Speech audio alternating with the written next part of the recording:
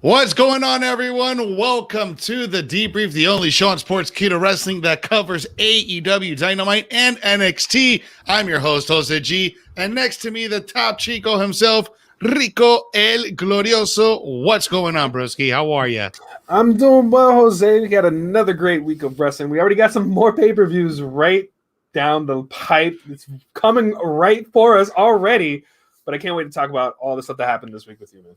That's right, guys. Tons of stuff that went down. We have a brand new NXT North American champion on NXT in an amazing steel cage match against Johnny Gargano. Bronson Reed walks out on top. And then tonight on Dynamite, we had some fantastic matches, a great main event with the tag match with the Varsity Blondes going up against the Young Bucks. But before we get into all the details and everything you need to know about AEW Dynamite and NXT, make sure you are smashing that subscribe button. Very important that you are subscribing to our YouTube channel. Make sure you're following us on all of our social media platforms. And make sure you are smashing that notification bell. That way you know when we have a brand new video, brand new content, new live streams just like this. We got Vince Russo on Mondays with Chris Featherstone. We have Dirty Dutch Mantel on Friday nights on Smack Talk. Us two, Rico Glorioso and myself, Jose G, Wednesday nights here, plus tons of exclusive content and exclusive interviews here on Sportskeeda Wrestling. So make sure you are smashing that notification bell and subscribe to the channel. And also subscribe to the podcast. We have tons of interviews on there. The Inside Cradle with an exclusive interview with Jim Ross. So make sure you guys check out the podcast feed. So Rico, this week NXT saw a major milestone for Bronson Reed, celebrating 14 years to the date from his first wrestling match. And it became reality after a year of chasing that NXT North American title. He finally has become the NXT North American champion. Well deserved for Bronson Reed. I didn't know that.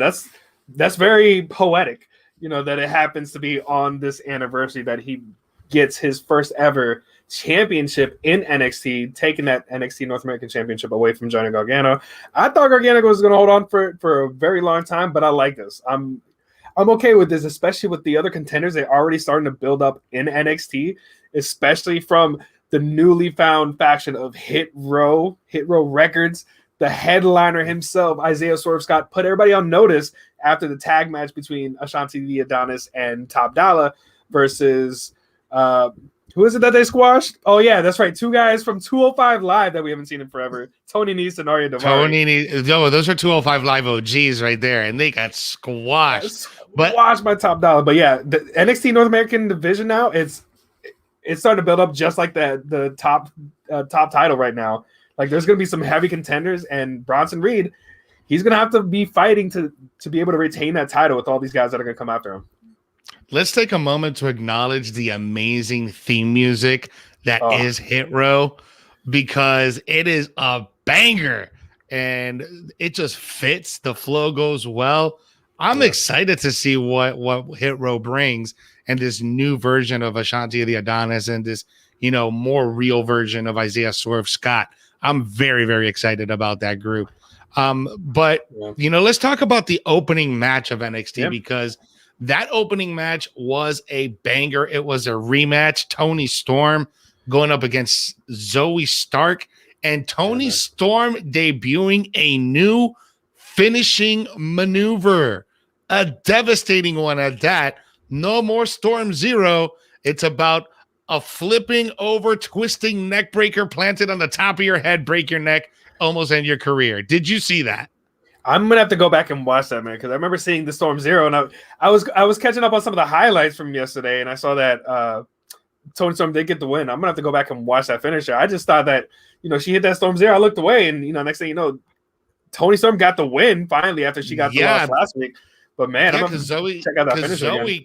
Yeah, Zoe kicked out of the Storm Zero. Yeah. Then Toni was completely frustrated, went back in.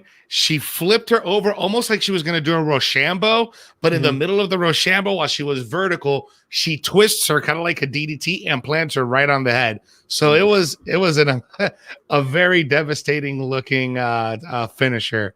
So, guys, if you're just joining us here for the first time, make sure you are sharing tonight's show in your favorite wrestling group. Make sure you're tagging your friends so they can join us in the conversation. We are talking NXT and we are talking AEW Dynamite tonight. So make sure you are chiming and sounding off in the comments. Which show did you like better, AEW or NXT? Right now, we're still talking about NXT. Someone who made a return last week to NXT was Jake Atlas, who returned this week from coming from a devastating loss last week to a triumphant win thanks to one Ted DiBiase taking down and defeating Cameron Grimes. Are you liking this storyline right now? Are you liking what they're doing with Ted DiBiase and Cameron Grimes? I enjoy it, especially with this new change of character that we've gotten Cameron Grimes from when he came back, especially with the game stocks. And now, of course, I'm sure he's into crypto and everything like that. So I'm enjoying this. So I'm interested to see how this is going to continue to play out. But we did get to see the $1 Million Man himself show up on NXT, which is pretty awesome. So we'll see if this is, a feud that's going to continue down the line. But I think it's going to end up the way we kind of have guessed it, where we're going to have Cameron Grimes face off against somebody that's going to be, paid off by Ted DiBiase, probably at In Your House. So we'll see. We'll see how this is going to shape up after this. Absolutely. I find it hilarious, this entire storyline where the $1 Million Man is always outbidding or outbuying Cameron Grimes, and Cameron Grimes can't keep up with the $1 Million Man. He just recently came into his wealth, $1 Million Man has generational wealth, not impactful wealth from NFTs and cryptocurrencies. You know what I'm saying? There's rich and there's wealth. So that's exactly. You gotta listen to that Chris Rock stand-up special. He lets you know there's rich between rich and wealth. Yes. There's a clear, distinct difference between these two. There definitely is a clear distinction between those two. Just a couple quick notes here on NXT. Pete Dunne was interviewed by renowned journalist Arash Markazi. Pretty much what we got to find out about the interview on, that he's proven time and time again that he can't beat anyone. And he's now looking for a championship belt, either go back to NXT UK, take a shot at the North American or at the actual NXT title. So nice little interview. But what came as a surprise was the matchup between Killian Dane and Alexander Wolf, where Killian Dane got the win on this, but it was Imperium taking out Alexander Wolf just to find out he got released today. Wow. I didn't see that coming. But especially I guess with the history of Killian Dane, and we know the history with Timothy Thatcher, like there's a spot open now in Imperium, so somebody could I was secretly hoping maybe a Sanity 2.0 with Drake Maverick being the front man. Oh wow! Like Killian Dane, Alexander Wolf, and then Drake Maverick. Dude, but he's the front man. He's the Eric Young in this, so the complete opposite of the voice, where Eric Young had the really deep, scratchy voice, and you're gonna have Drake Maverick's high pitched voice, but you got to keep the same entrance theme though. So that has to be the new entrance theme for the new Sanity. It has to be that quirky rock, commercial free type of. I don't know, but but now that Alexander Wolf is gone, the story's just gonna drop on his face. So it's unfortunate that that happened, but maybe he goes back to Germany to WXW. Who knows? I think that would be pretty cool. But yeah. Alexander Wolf is gone, not only from Imperium, but from NXT as well. So, best in your future endeavors, sir. Yeah, but like I said, he might be replaced by somebody. And one person, again, that we know has history with Imperium is one toothless Timothy Thatcher, who was alongside Tommaso Ciampa as they lost to Legado del Fantasma. Granted, it was some shenanigans. Thanks to the grizzled young veterans, but they still got the win, which put them as number one contenders. So we are going to get Legado del Fantasma versus MSK for those NXT Tag Team Championships. About time. And it better be on Legado's waists after it's done. It better be on Legado's waist, because it'll be a waste of time if you don't put them on them, because right now they are red hot, bro. Red hot. Yeah, it's not happening though. unfortunately. So the grizzled young veterans finally get those titles off of MSK. Now, you know what was pretty red hot for me? That was pretty funny. This whole massage spa vignette and segment that we have with Candice LeRae and Indy Hartwell of the Way, where they're both getting massages at the spa, and they're talking about Dexter, and then Indy Hartwell is like, "Oh my God, I shouldn't have believed anything Dexter Lumis said. You're totally right. He's such a loser. I don't like him. Blah blah blah." Just to find out that he's the one giving the massage to Indy Hartwell. Well, and then you just can't help to feel completely bad and sad for Dexter Lumis because he just takes down his hands and he just shrugs and he just walks away. And I'm like, poor Dexter Lumis. But then later on, afterwards, we find out that Candice LeRae's credit card had been declined, and it was because of some First of all, I want to know how this lady at the massage spa knows that the credit card charges were flower charges. I mean, did you hack into her account? Anyways, that's in my side notes. Yeah, it's suspension of disbelief. Right? So Candice LeRae is trying to ignore the fact that she bought flowers that were actually bought weeks ago, supposedly by Shotzi and by Ember, but no, I'm not aware of that. No, it was her. So then Indy realizes, so Johnny really does love me. I mean, not Johnny. Dexter really does love me. So it looks like it's back on, and I'm okay with it. And I'm okay with it. Yes, it's corny, but I'm okay with it. The soap opera continues, and I'm here for it, man. I just love everything that the way it does. Again, Dexter Lumis, that face. Even I was like, "Oh, that's that sucks." And he's there trying to do something nice for Indy, but it's okay. Love will find a way. Love always finds a way, Jose. So I'm sure we're gonna see, a bright, a great end to this storyline. And speaking of somebody who's doing great right now is Saray. She got another win over Aaliyah. Man, that's her Saito suplex, bro. Again, you think carrying crosses is devastating? I don't know how she does it, but hers looks even more devastating. She turns and it seems like she flips. I don't know. It looked great when she landed on Aaliyah. So Saray continues to step up. Earlier when we talked about Toni Storm and Zoe Stark, something that William Regal mentioned that we are going to be seeing a lot more of these women, especially figuring out who's going to be that number one contender for Raquel Gonzalez's title.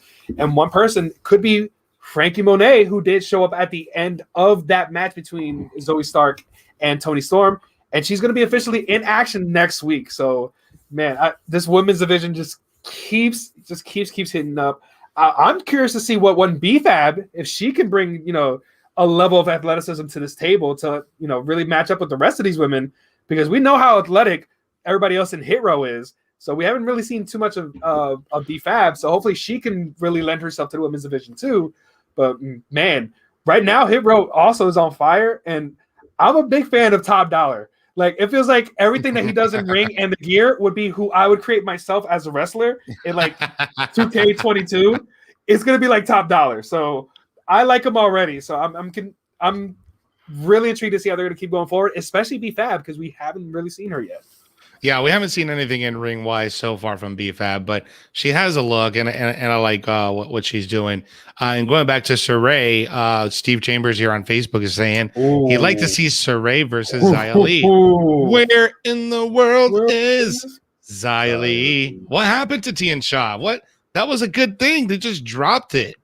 Did something happen to Team Ninja at this point? Because we haven't seen anything from Kaden Carter and Casey Catanzaro either. No, I think. So the last thing I remember seeing was a backstage segment where they were being interviewed about that, and they were like, "Oh, we're forgetting about Tian Sha," and I think they're trying to focus on the NXT Women's Tag for now. Oh, okay. So yeah, but I was gonna say, and speaking of the Women's Tag, it was also announced by William Regal that we are going to have a number one contendership match, and it's going to be Ember Moon and Shotzi Blackheart, who had a nice little promo, a little video vignette on last night. They're going to go up against the NXT Women's Champion, Raquel Gonzalez, and Dakota Kai, the first ever NXT Tag Team Champions. Oh, they are so going to lose, and this is where the feud starts. This is where Dakota Kai and Raquel Gonzalez are coming to blows. It starts next week. I believe it because we saw a little bit of the butting heads. They're like, oh yeah, we're friends and we're allowed to disagree, but we saw a little bit of that on this the interview on backstage. We also had Everrise do that backstage interview a lot, like when they interrupted Dakota. I am absolutely loving everything that I wasn't on Everrise, but now that they've just been doing these little bits and Everrise just dropped. It's so good. Just to get you haven't watched our show? What do you mean? What do you mean you haven't watched our show? It's Everrise Live. It's like the hottest show on Saturdays here on WWE and NXT. And then what? You want to hit me? Oh, you want to scrap? You're gonna and then just get slapped right across the face. Thanks to Raquel Gonzalez. Oh, are we live now? Okay, thank you. So it's great. While I love Everrise, but this team between Dakota Kai and Raquel Gonzalez, this ain't happening. It's gonna dismantle. It's gonna fall apart real soon, real quick. I think probably as soon as the takeover in your house. I think. Yeah, I think so. Yeah. But moving things over to AEW, and before we talk over AEW, guys, just make sure you are subscribing, liking, and sharing tonight's show. Make sure you are tagging your friends in the comment section, and make sure you're following us on all social media on Facebook, Instagram, Twitter, SK Wrestling, Sportskeeda Wrestling, your only source for everything you need to know in the world of wrestling. Subscribe to the YouTube channel. Make sure you are up to date with all of our new content, tons of interviews. Got an interview dropping this week with Chuck Palumbo that I did last Friday. That's going to be dropping. We talk about Billy and Chuck, how he got into the business. And his new upcoming project that he has going on YouTube. So make sure you guys stay tuned and turn on your notifications for all the new stuff that we got dropping, daily content every single day. Every day. All right, man. So AEW Dynamite, not as hot as last week's, but still definitely some notable things. We opened up with a really good match. Christian Cage versus Matt Sydal. First time ever. Never seen this match before. Christian Cage got a solid win over Matt, but it was what happened afterwards when we got to see the return of one Ricky Starks makes his return from Team Taz, and then Team Taz attacks Christian from behind. Matt Sydal tries to assist, but he also gets taken out. And then the most unlikely person that I would thought to come out to assist Christian Cage and Matt Sydal, Hangman Adam Page, comes out for the assist, but just gets beat down as well. So it looks like this is shaping up to be a 6-man tag probably next week on the go-home show for Double or Nothing. But I thought the quality of the match was good. But I think this is just all to see who gets momentum for the buyout battle royal. Yeah, that's right. Yeah, because they are going to be doing that again with essentially they're going to have kind of like a Money in the Bank stipulation too, right? Where the winner gets to choose which title they want to go after and win. So yeah, it makes sense. I mean, the clear favorite right now kind of has to be Hangman, unless they're still going to delay the Hangman versus Kenny Omega until further down. But yeah, that makes the most sense. Like you said, just putting all 6 of these guys in a tag match. I'm just wondering if this is going to end up between like Team Taz versus Dark Order, because then that'd be entertaining as well. But with these 6 men, it should be fine as well. But yeah, we did have a couple comments here. So real quick, Fan Sports 5 was agreeing with you about Sanity 2.0 with Maverick, Dane, and Wolf. And then Nisha Dali, we did touch on the main event, which we thought was great. Bronson Reed getting the win over Johnny Gargano in that steel cage match, hitting those tsunamis, not once, but twice. I was kind of hoping he would do it from the top of the cage, but I think that would, again, kill with poor Johnny, and that probably like created a permanent dent in the floor of the Performance Center. But it's okay. The Colossus, Bronson Reed, did get the win, so he is our new NXT North American champion. But then speaking of potential champions, so we did have some contenders for the AEW Tag Team Championships. Mox and Eddie Kingston going up against the Acclaimed. Oh my God. I got to talk about, I know you don't like the Acclaim and you rag on the Acclaim, but let me tell you, they dropped some bars tonight, bro, when they went up and told Eddie Kingston that why you dress like it's 2004. And then when they go up to Mox and says, something about take care of your partner, about oral sessions, referring to Renee Paquette. Oh man, like both of their faces stopped what they're doing. They just went, what? Oh my God. You have to admit that it was pretty good. Like I said, sometimes it's, some of the lines are pretty good, or like step in the line, like, did they really just say that? Like, they had to get this cleared by like the guys that are saying this, right? So especially that line against Mox with Renee. But some bars are good. Sometimes are hit or miss, but this was a better Tonight's one. Was good. Tonight's was good, yes. Yes, but of course, we knew they weren't going to win. So Mox and Eddie Kingston got the win, which of course is not the last we're going to see of them, because from what happened later on in the night, they are our new number one contenders because they have been undefeated as a tag team. Mox and Eddie Kingston will be facing the Young Bucks. Spoilers, obviously Varsity Blondes didn't win. But we're going to have the Young Bucks versus Mox and Kingston at Double or Nothing for those AEW World Tag Team Championships. Could they be the ones to take off the malignant reign of the Bucks come Double or Nothing? It's hard to bet against Mox, to say the very least. So who knows? Guys, chime in the comments. Sound off in the comments. Who do you think will take the AEW tag team titles at Double or Nothing? Is it going to be the Bucks retaining, or is it going to be Mox and Kingston? So chime in the comments. Let us know what you think about that. But a fantastic promo by Ethan Page and Scorpio Sky calling out Sting and Darby Allin. If you guys remember last week, Darby Allin lost his TNT Championship against Miro, which, by the way, tonight looking fantastic, and we'll talk about that a little bit later. Yes. But this particular promo, I thought it hit me like right here, man. Scorpio Sky, the passion. It made me believe that he really does not want Sting there, and all those guys want to have Sting there just because they want to learn from him. But from a storyline standpoint, and from my view, also, I don't want him there. Like, I want to see these guys get their spot. Sting is taking up a spot, and Scorpion Sky and Ethan Page are making it very clear that they want him out of the way. You're yesterday's news. You're from 30 years ago. And then they also talk about Darby Allin. And Ethan Page really has it out for Darby Allin. But then the lights black out. Sting comes out. Surprise, it's Sting. And then Darby Allin comes from behind and attacks him with a skateboard.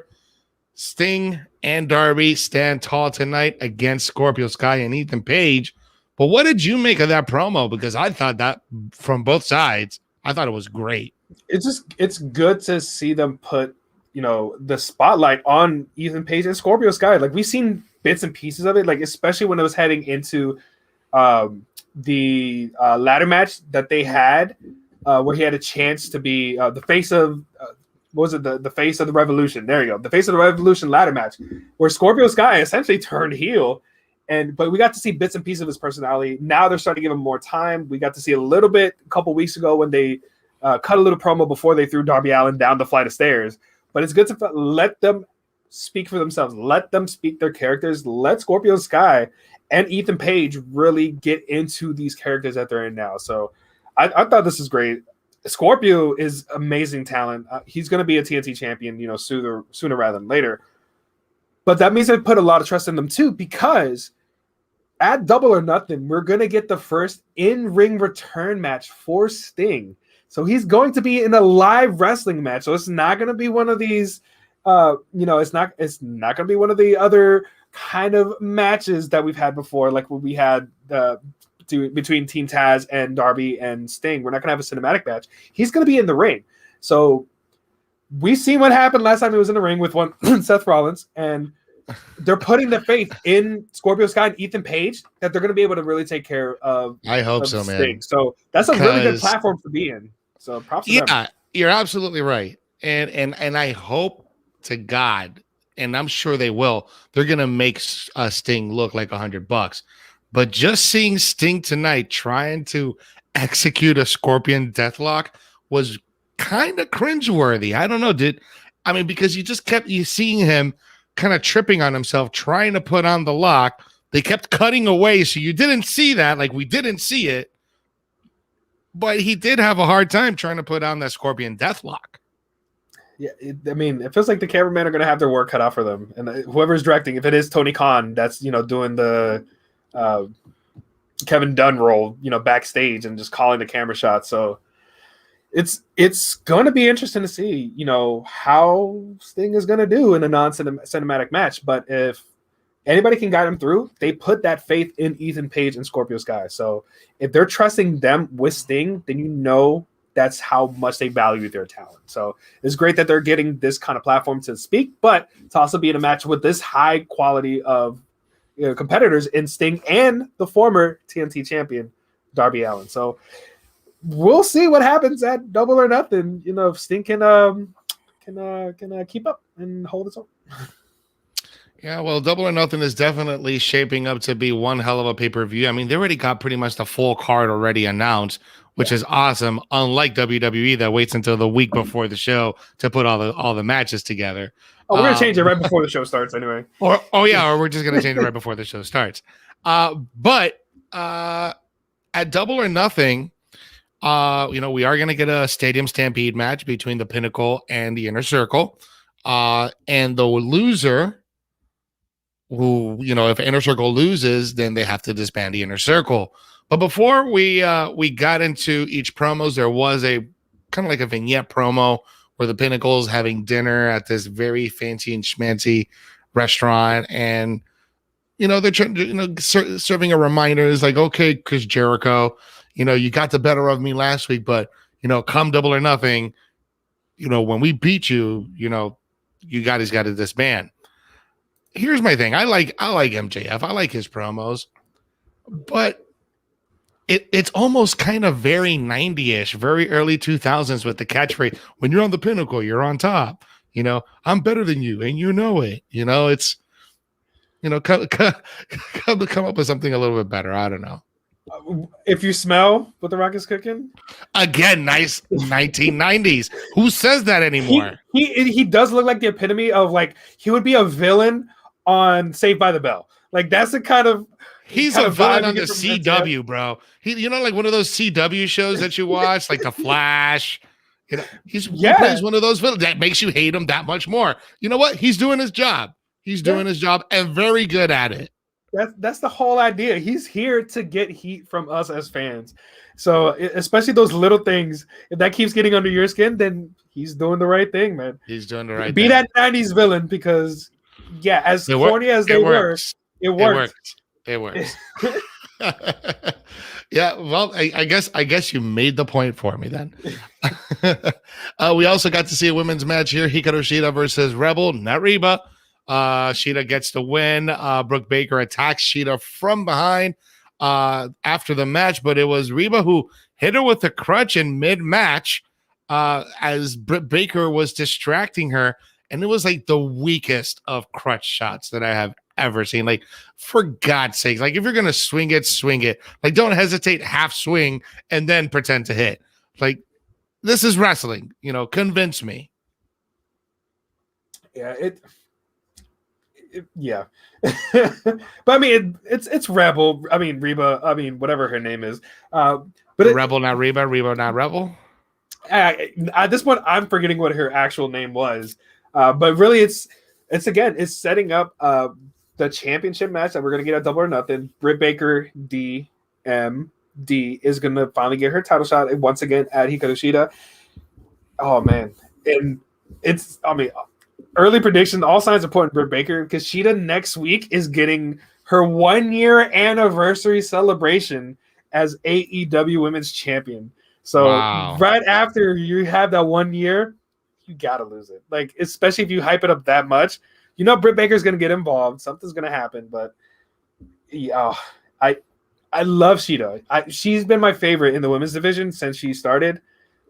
I think it's time, man. Like, we need some new blood. We need something different to happen in the women's division. But I agree.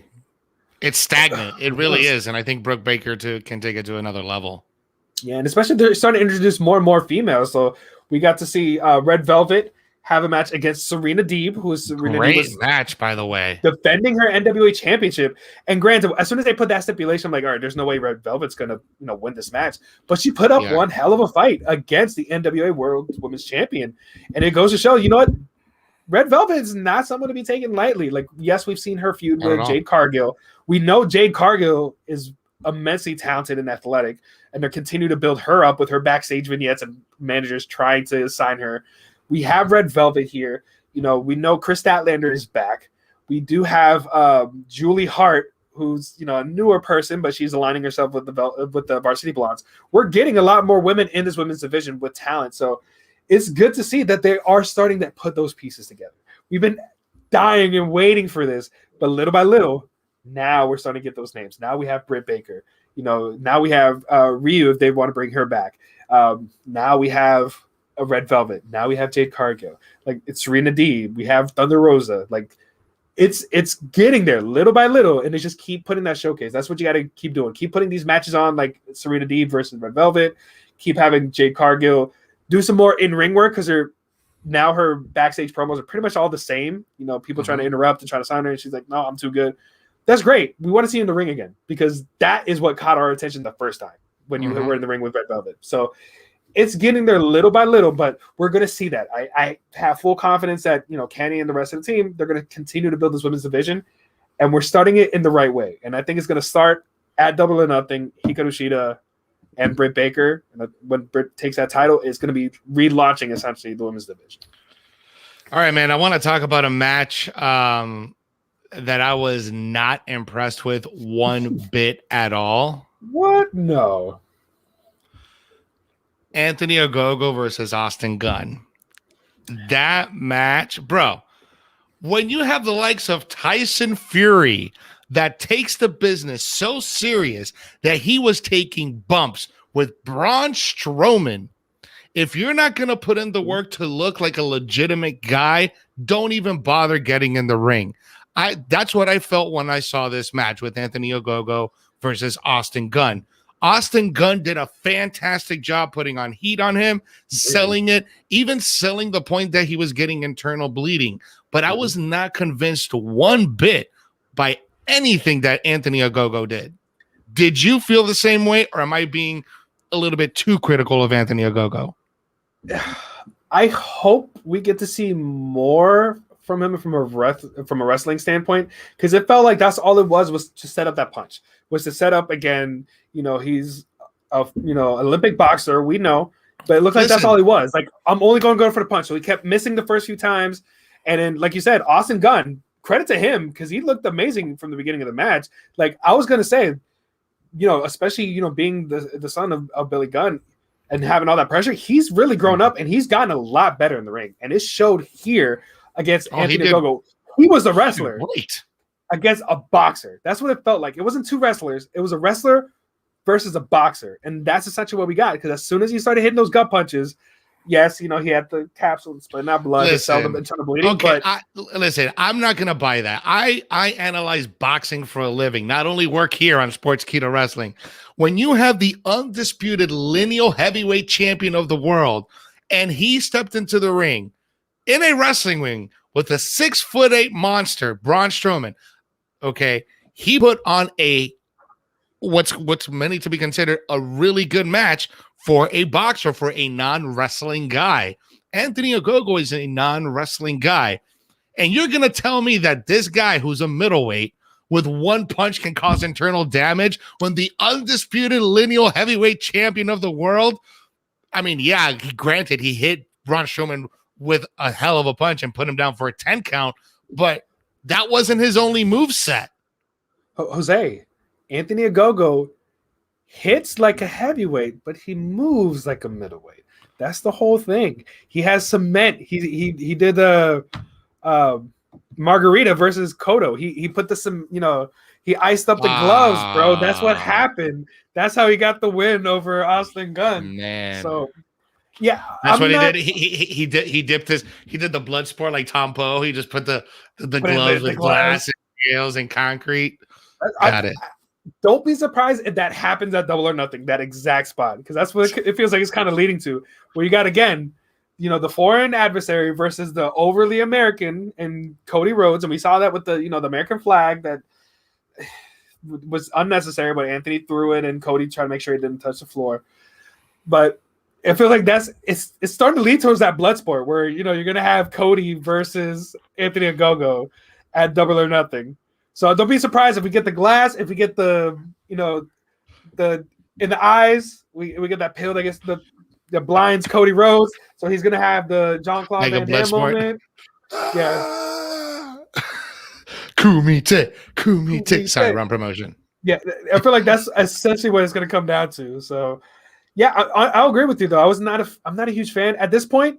Bad Bunny is still a better wrestler than Anthony Ogogo, and Anthony Ogogo has been trained for real, bro. Nightmare Factory for a long time. Bad Bunny trained from January to April every single day. Put on a banger at a match at WrestleMania and shocked the entire world. This is an Olympic athlete, and you're telling me that he can't do wrestling moves, and sell yourself as a wrestler? What are you doing? Yeah. Sorry, I'm being too good. But again, maybe this is just what they're telling us. Maybe he's much better, and they just want holding it back, to tell this story of wrestler versus boxer. So we'll give him time. But as of now, first look, this match against Austin Gunn. Bro, first impression, man. First impression matters. Especially if no, it was not. It really was not. All right, man. So let's talk about Frankie Kazarian because he had a pretty passionate promo after Alex Marvez was interviewing him and Christopher Daniels. Man, Daniels looking all beat up from last week, man. His eye is all stitched up, black and blue, has a pretty nasty, hold on, this is the doctor in me, a pretty nasty subconjunctival hematoma that he has. Really bad. Yeah, if anybody's gonna know, you're gonna know, Jose. So I'll completely trust in your diagnosis of his condition. Not a hematoma, sorry, subconjunctival hemorrhage. That's what he had. So, okay. Yeah, subconjunctival hemorrhage. But yeah, it sounds worse than what it is, guys. It'll clear up in about a week or two. But he looked pretty beat up. Alex Marvez kind of reminded him, he's no longer in the team, with Frankie. So he kind of whispered something in Frankie's ear. But it was afterwards what Frankie Kazarian said, now he's here to collect some debts, man. He's here to collect on the elite. He's going to here to collect on the Good Brother, on everyone. So it's like Frankie is the AEW version of Jason Statham.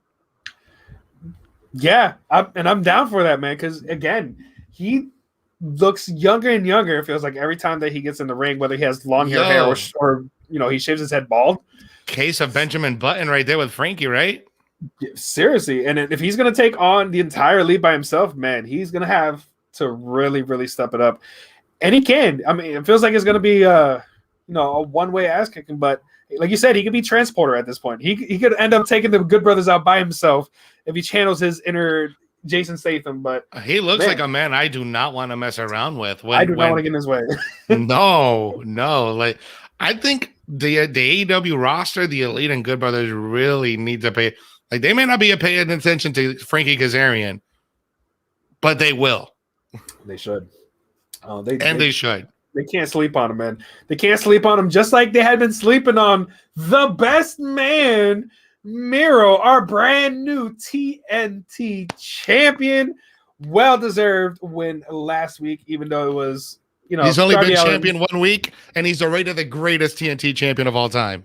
Already, man. He's staking his claim quick. I was hoping that tonight he's like, after I defeat Lance Archer next week, I am coming for you, Kenny, for your AEW. I was waiting for it, but no, it's not gonna happen. They're gonna wait. They're gonna wait, but it's gonna happen. Here for it. I would have loved if he did that. It's gonna happen, bro.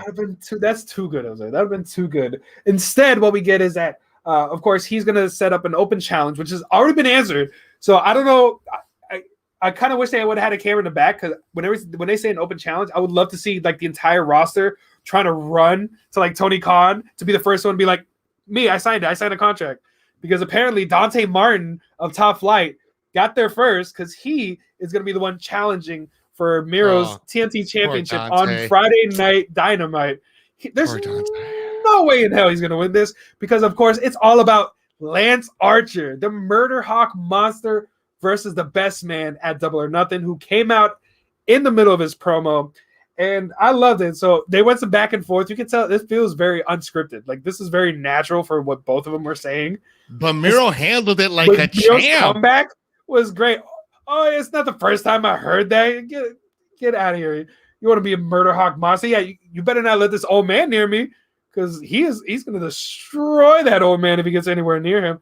Of course, try to be more PG than all the stuff they're bringing up. There's no amount of yoga that can help you, old man. Yeah. What? When he said that, like, directly dig at DDP, I was like, oh, my God. Especially after Lance trying to be great. Like, I've been here dominating. This? Yeah, it was like, I've been here dominating since you were still trying to have your own day when you got here at AEW. Like, all right. Nice try. Yeah, I get that dig, and that was good. But let me tell you, this was really impressive for me for Miro, just because where was this version of Miro in WWE?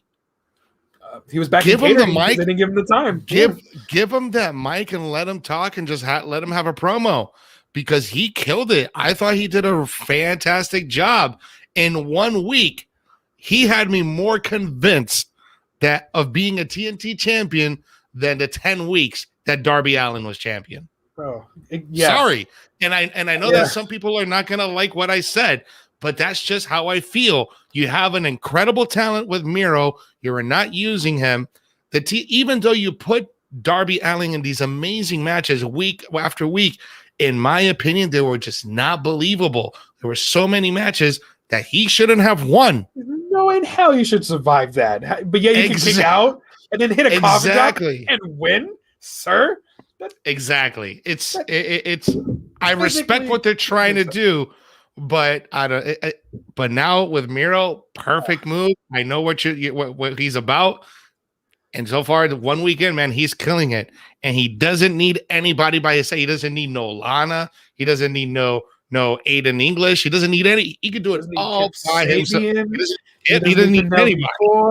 He can do it by himself. And man, I'm looking forward to this because this is another one of those big men slapping meat between Lance Archer and I almost said Russo, Miro. So yeah, Steven Chambers right on the button, man. Miro should have the belt for a long while. Like Jose said, it should be Miro versus Kenny for dual titles at least once before it's all said and done.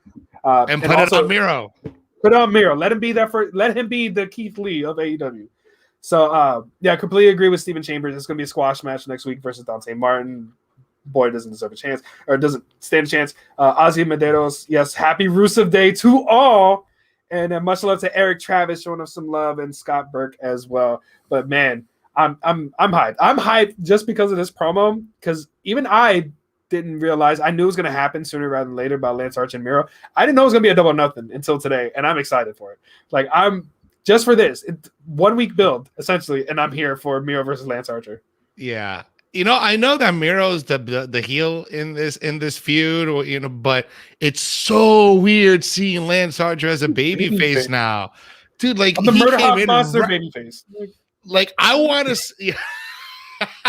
Yeah, your baby face is called the Murder Hawk. Yeah, but like where I miss him throwing people out of the tunnel through the shattered glass. Like, why haven't we been doing that anymore? Attacking as soon as he comes out for a match, the first person he comes across next to the barricade and just freaking just destroying them. Like, where is that Lance Archer? He's not gonna get the title until he becomes heel again. Like that. That's the only way that he's really gonna get the title again. True that. But before we get into the main event, we do have to talk about real quick.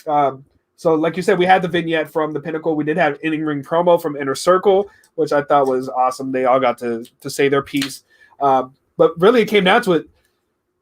They explained why they're accepting. So, Chris Jericho, in the heat of passion, in his promo, accepted MJF's stipulation to the Stadium Stampede match. So, they are all on the same page. If they lose to Pinnacle at Stadium Stampede in Double or Nothing, they don't deserve to be together. So we're going to be getting that added stipulation. So this could very well be the last time we see Inner Circle together next week on Friday Night Dynamite.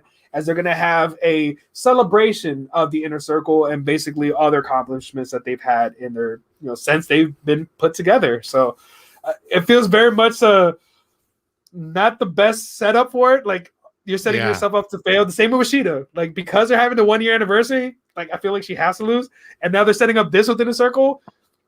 It's starting to lean a little bit more towards the Pinnacle, but you never know. So another great promo from all these guys. Even Hager tried to, his 2 lines were okay. But it just goes to show, like, you talk about MJF having his catchphrases. MJF is the king of one-liners, like, and just getting the crowd to chant that one line that you want him, that he wants you to chant. So that's a complete juxtaposition of MJF, where you say the same thing as opposed to MJF. Chris Jericho can say, I know I can say this, and the crowd is going to chant, and they're going to get behind it. So it's just a great, really juxtaposition between Inner Circle and Pinnacle as they lead up into the Stadium Stampede match.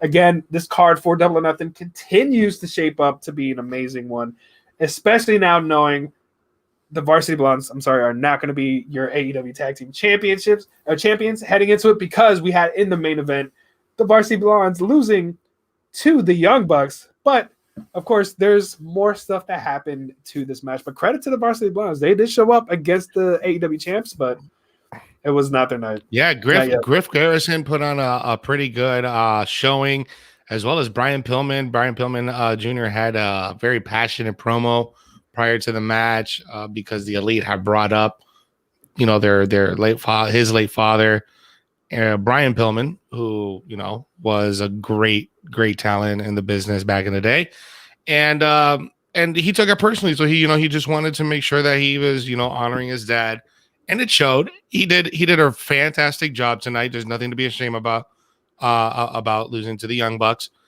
but the Young Bucks, in their heelish ways, their heelish tendencies are starting to grow on me. However, the chandelier headgear is not growing on me. It is still not growing on me. But that's a weird extra thing that he had tonight, like that I don't even know what that was, and then he put on Nakazawa.